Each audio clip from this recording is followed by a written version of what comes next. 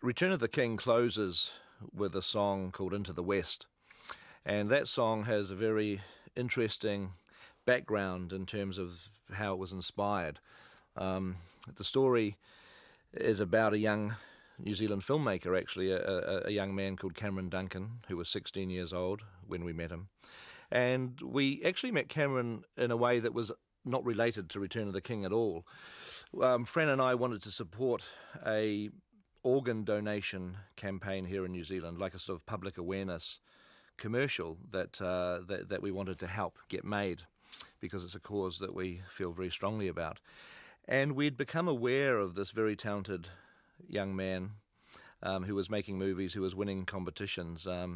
Cameron had been making films ever since he was a kid. I mean, in that regard, he was very much like me. And one commercial in particular was a road safety commercial that he'd won prizes for when he was much younger, when he was 12 or 13.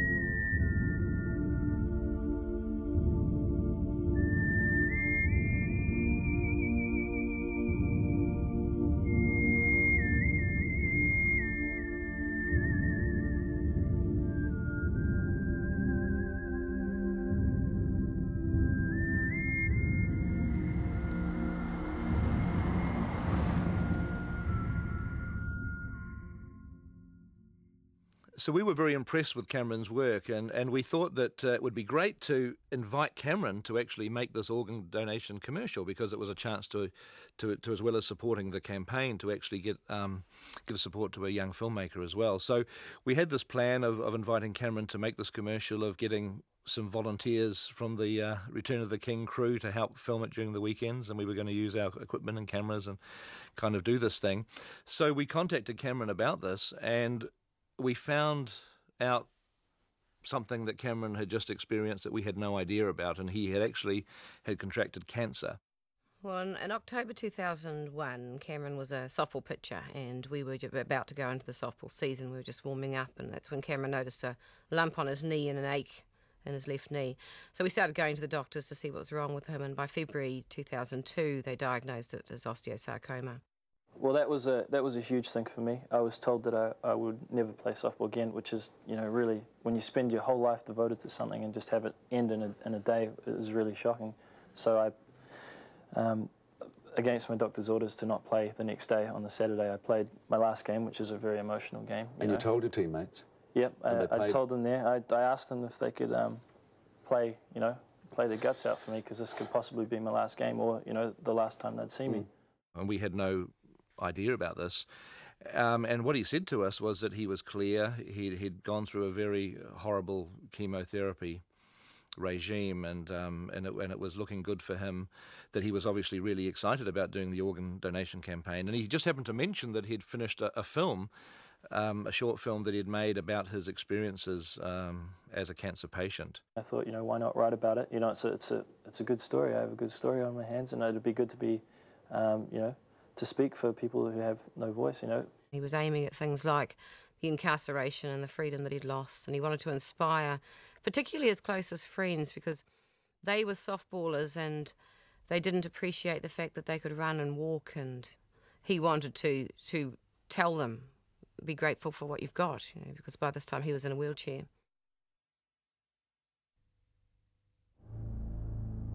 Freedom is taken so much for granted. And you don't appreciate the small things that you have. My number is DFK 6498. A number which was printed on all my records since the beginning of my life here on this very earth. Sentenced to imprisonment. I didn't kill anybody. I didn't perform a crime. Hell, I've never even drunk a drop of liquor, nor smoked a cigarette, never looked twice at drugs. I'm what you call a 100% straight shooter, but I'm in here. This hellhole, my personal four-wall prison. All because of this. This thing, this demon I must care for and nurture, for this is why I'm here. It's amazing how something so simple can destroy so much. The meals here are horrible. Everybody says it. It's amazing how much a human being will endure just to survive. It's always the same here. Always. I have a tendency to feel sorry for myself, but I'm constantly reminded of the others who join me here. These people. They're only young. They too have committed no crime. For everyone here is innocent. I go through the day in, day out routine. The head guard is so punctual. He comes in on every morning, binds me to my room. It's a punishment I must face as part of my sentence. It's like kryptonite to Superman. I hate it. The only thing I have to go by is that it's all for my own good. I suppose it's my fault I'm in here. For years I've spent toying with fate. Maybe fate has chosen to toy with me. In which case fate has served this purpose well. I was so free. The world, my playground, the soil, my arena. Fate has pushed me so far as to see my life teeter on the edge of a building. But I would never jump. I live for my peers, for the people I love. For when I die, it is not me who will be affected. It's the ones I leave behind. This would probably be the only goddamn prison that leaves their doors unlocked.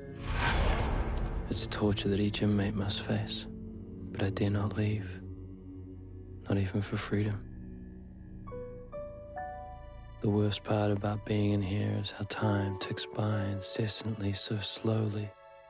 Being caged doesn't mean that time stops, for we all live our lives by the clock, and so too do I live mine, but much slower. Seconds feel like minutes, minutes like hours, hours like days, days like months. It's like chasing a rainbow to no resolve. You just chase it. I found the best way to pass the time is to sleep, because when I sleep, I dream. And when I dream, I can rise above the walls of the prison. I dream of waking up among lilies and getting that feeling in my body that only comes when you're by yourself. I dream of the simple things that possess so much beauty for even the most unfortunate man. I dream of listening to the whisper of my breathing, paying attention to the function more so than at any routine moment. I dream of seeing things so beautiful that it hurts to watch them. Freedom is taken so much for granted when you don't appreciate the small things that you have. You know, the hardest part about dreaming is having to wake up.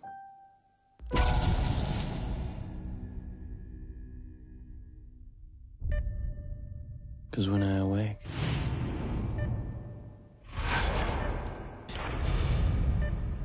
I'm still here.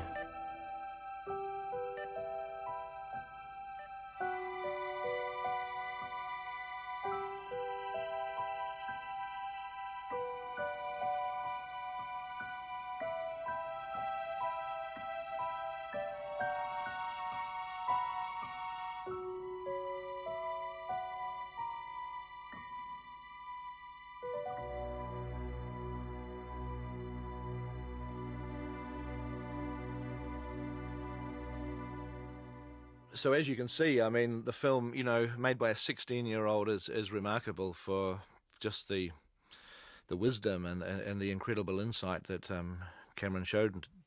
Did you want to die? Was it so bad, the chemo? Sometimes, yeah. So it's horrible. It's the worst stuff in the world. Yeah, again, sort of getting sick to get better and recovering each week to get sick again is really hard. You know, you want to jump off a bridge. I mean, I'd never do it, but you know, it's that bad. It's a really hard treatment, and there's so many young kids going through it. That's the only thing that keeps you going, is that these young guys are there. So we started to talk to Cameron about the organ donation campaign, and then very much at the same time he was re-diagnosed with cancer. The cancer had come back. He was clear, but only clear for a couple of months, basically. By March 5th, we found out that he had been diagnosed terminal and that the oncologists here believed that he didn't have any chance of survival, and they gave him probably a couple of months to live. There was very little we could do, but what we did do was to invite him down to the set of Return of the King. We were shooting our pickups. So he had the opportunity to come down and meet Peter and go around Weta Workshops and have a look at the set, and it was just cool. He just raved about it for about the next 3 weeks. He actually brought down a tape of his home movies to show me stuff that he'd done when he was much younger, and it was like people running around with guns and war scenes and explosions, and there was a lot about Cameron that reminded me of myself when I was that age. The neighbours didn't complain too much about Cameron. They did initially. At first, they thought it was cars backfiring. When they got used to it happening on a regular weekend basis, they knew it was this kid in the park exploding things. I particularly thought his explosions were fantastic, because when I was a kid I tried to do explosions as well, and I used to use old fireworks, but Cameron had figured out a technique which I wish I knew when I was young, which was mixing up household chemicals, which will not be discussed here on this video. But mixing up household chemicals into a Coca-Cola bottle and kind of screwing it up and letting it explode, and I was very impressed by that. And he did actually comment on one part where he'd given Pete a clip of his home movies, and it was the Laser Swords. And he said Pete took it into Weta Digital and showed them, Mum. He came back and he goes, Pete was showing them, saying, look, Cameron made these, you know, a 16-year-old did this on his home computer. So it made him feel that he was actually hitting the mark.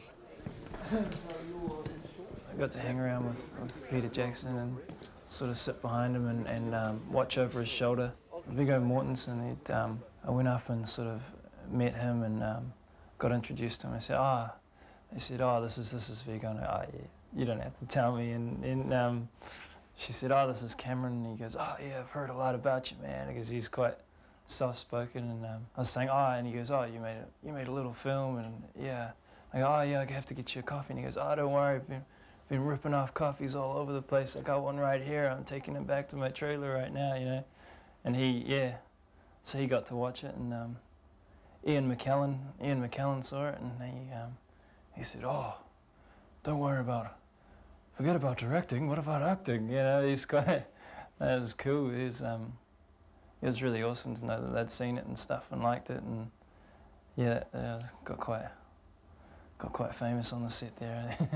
We had a lot of fun with Cameron on set. He really got to bond with the actors, and we were obviously, you know, hoping that we could help him in whatever way to fight this disease. We were talking to him about the organ donation commercial, which he still wanted to do, and as the months wore on, I mean, obviously he was fighting a very tough battle, and it got to a point where I think Cameron in his heart probably felt that he had limited time. I mean, you know, he was very positive, he was very optimistic, he was a real battler, but he suddenly became invested with this huge desire to want to make movies very quickly, and so he wanted to make the organ donation commercial, which he did. And he felt that was an obligation. He absolutely wanted to honour Peter for recommending him to make it, and he was determined he was going to make it. So he regarded organ donors as heroes and life-saving heroes, because he thought one day he's going to need a lung, and he thought, you know, he wanted to acknowledge them as heroes, and that's why he made it the way he did. So just walk through it. So go Kyle, and open up your thing and pull out your tank. Bob, go Bob. This is a pretty major production, though, isn't it? Oh, it's pretty major. It'd be the most majorist that I've ever done. All the crossing and the timing and the... No, that looked cool. Is it good to be in this, doing this, shooting? Yeah, again? it is. Yeah. Never thought I'd be doing this again. So it's quite cool to be back.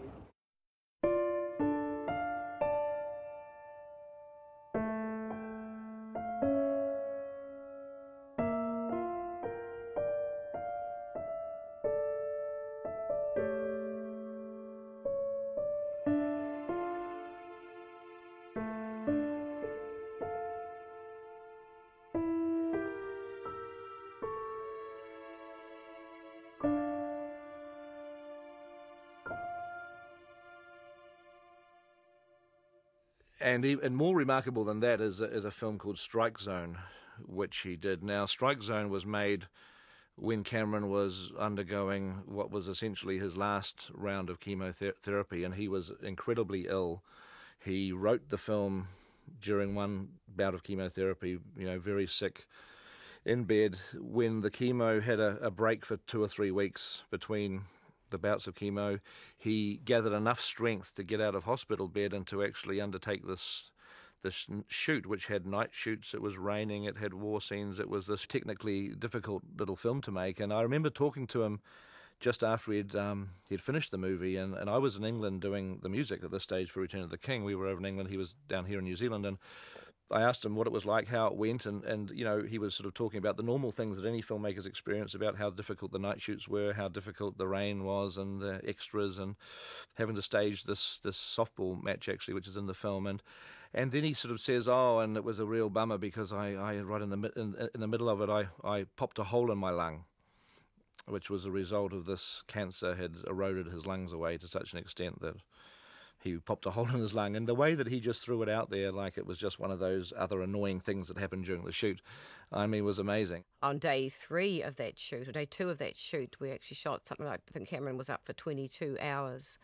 And the actual shoot started around 3:30 in the afternoon and wrapped at 6:30 the following morning. And you know, that was amazing for a boy who was undergoing some pretty heavy chemotherapy treatment and carrying big tumours in his lungs, and had also popped a hole in his lung. And what's actually incredible is not just the fact that he made this movie under these conditions, but it's the actual quality of the film itself. And we should have a look at Strike Zone now and just be aware, I've told you of the way in which it was made, but, you know, forget that, just have a look at it as a piece of filmmaking.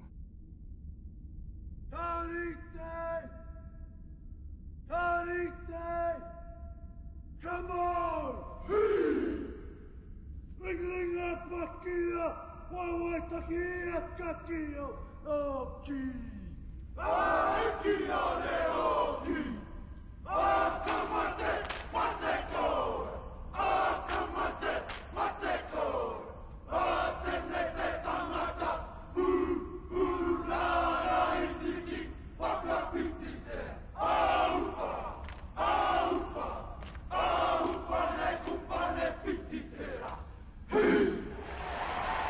Well, that kickstarts this game. Let's play ball! If you looked at us now, we look good. To think only 2 months ago we were the worst team in the league. Who would have known that love of the game could consume your life? Softball is a sport like cancer. It grows on you. Well, it's the best we could have hoped for. Your scans are clear. You're healthy. We'll see you again in 6 months. Hey, don't worry. Be happy. It's great news. Cameron, the doctor's ready to see you now. You play out the scenario in your head, hoping for a positive outcome, but that's often not the case. Cameron, it's not good news, I'm afraid. Reality sucks. You have around 25 metastatic lesions on both sides of your lungs. Chemotherapy would not be effective at this time. And from a curative point of view, well, we really are out of options. I'm sorry. And that was it. I tell you what, that was the saddest drive home of my life. I haven't always been the best guy, but I suppose people would become critical of their life if they only had 2 months to correct it. So I made myself a team, and I was to be the coach. I knocked on every door with a ball outside in the yard, every youthful prospect in the neighborhood, and I held the postcard close to the man who would make it all worthwhile, the legendary Kevin Herlihy, the man who could throw the fastest projectile on the planet, the 220-kilometer fastball that would win me my championship. I'm sorry, I must have the wrong house. I was looking for Kevin Herlihy. No, you're at the right house. You don't look like the guy in the picture. We became good friends, and I signed him up as pitching coach. And for the record, it was only 150 kilometers. It got faster as the myth grew. And so, my team was complete. I trained these pansies into the ground. I taught them about pain, how much I was in and how much they weren't.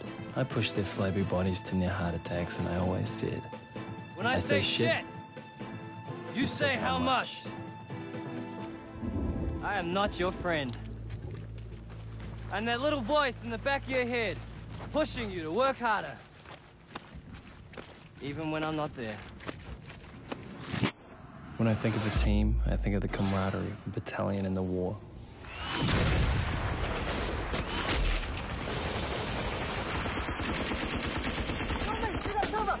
You two, find the hole! Go! Come with me, come with me! Keep down, keep down!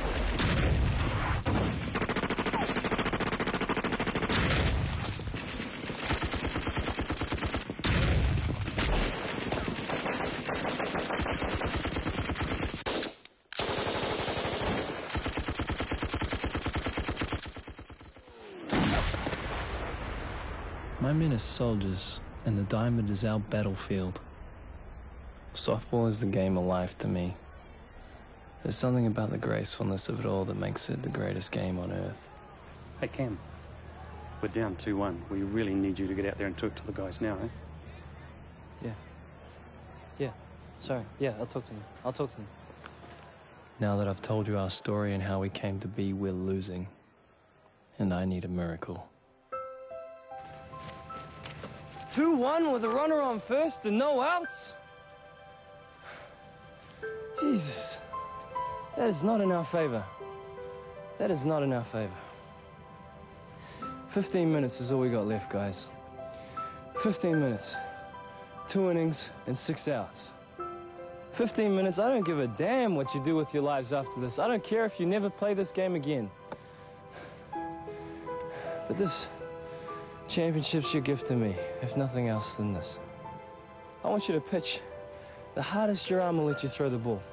I want you guys to run the fastest and the hardest that your legs will carry you, because if there is one thing that I have learned from all I've been through, is that you only regret the things that you didn't do. No regrets, guys. Not tonight. Defense on 3, eh?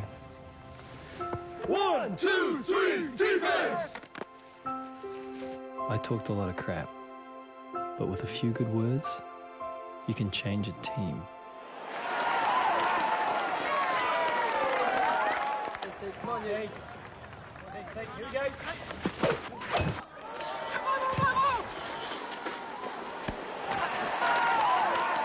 It's unbelievable, folks. I've never, ever seen anything like that in my entire career. What a catch!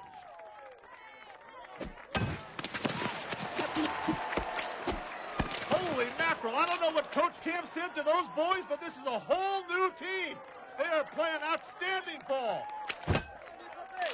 Come on, come on. Come on now.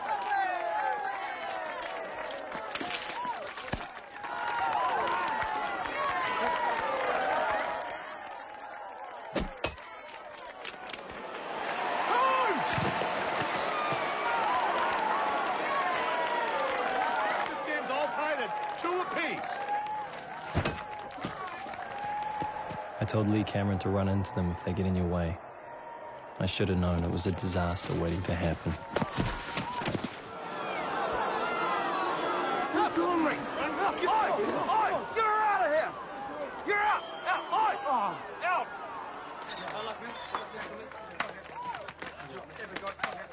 Come on, Tina! Come on, Tina!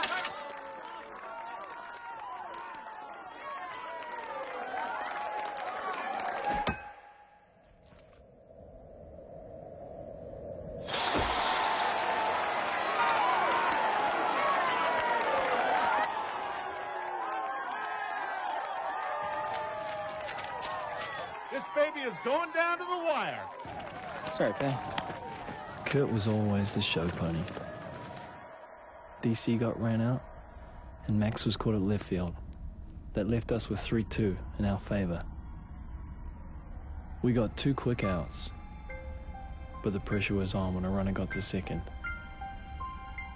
And there we were. 1 out for the game. 1 out, and it was all over.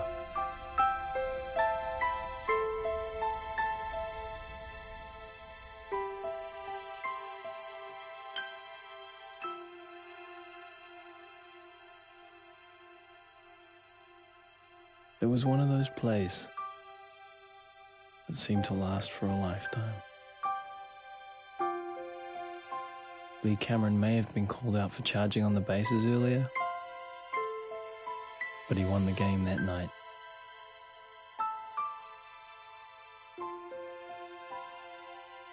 I'll never forget their faces as they charged home to hug Lee.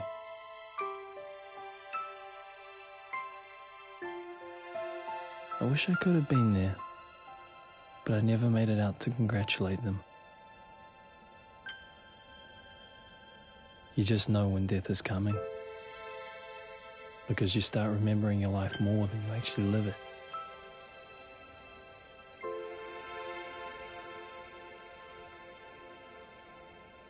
When your time is up, your time is up. And you just pray to God that you've done something worthwhile with your life.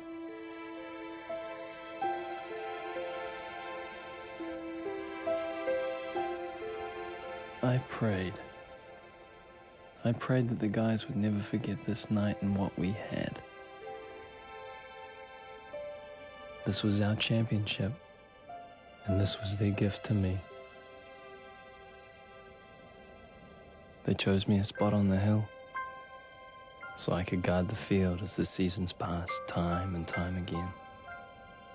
To bring a team of men together like that is something short of magic. I hope I'll be missed, and I want people to cry at my funeral. But the one thing that I don't want to be is I don't want to be forgotten. And I think I've done a pretty good job of that.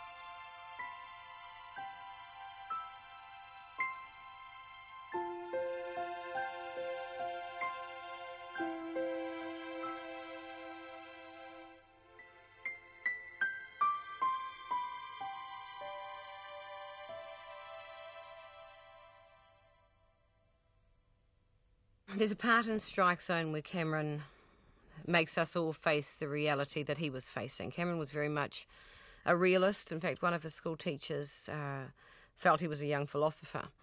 He really looked deeply into what was going on in his life and this life-threatening disease that he had. He looked at it realistically and decided, right, I'm going to go the whole hog. So he had in his script that he would die on the field. Beautiful way to go for a person who wanted to be a New Zealand softball player. And certainly a way to get everyone's attention, because it was immensely sad, as we all knew, what he was up against, and hugely mature of him to face that. I'd seen the script and I thought, oh, Cameron, why do cancer victims always have to die? You know, why can't you make a movie about them winning? Because I was so positive and I just so didn't want to face this part. And he just made me look at it. In fact, Fran and I talked about it after Fran and Pete had seen Strike Zone, and Fran said too, he's using a medium to make us realise what we don't want to realise. We don't want to see. And at that time, Fran was writing the song Into the West for the end of the film, except she wasn't very inspired and was kind of stuck and was sort of sitting for hours looking at a blank piece of paper trying to figure out what the lyrics of the song could be. And then Cameron sent over Strike Zone, which he'd just finished. When Fran saw this film, she immediately felt inspired to write the words of the song.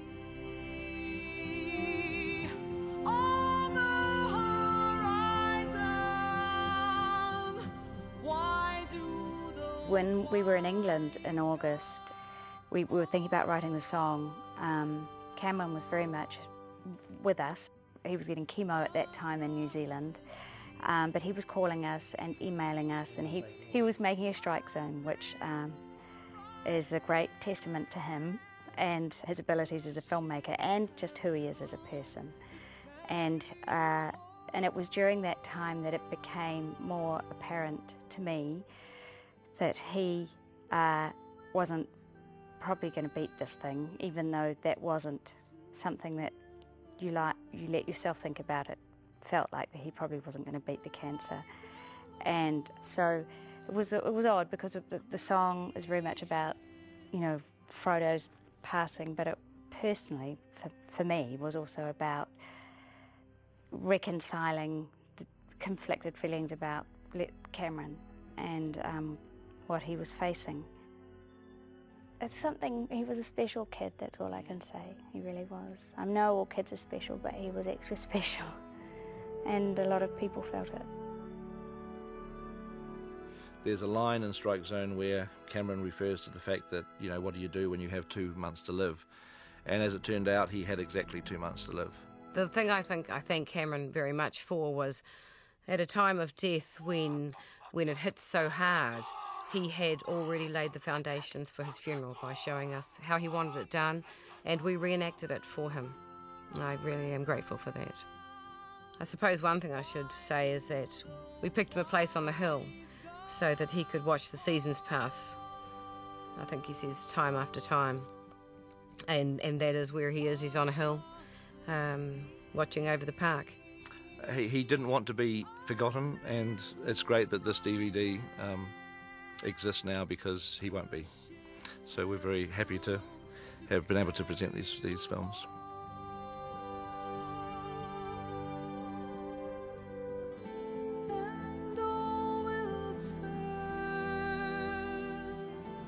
To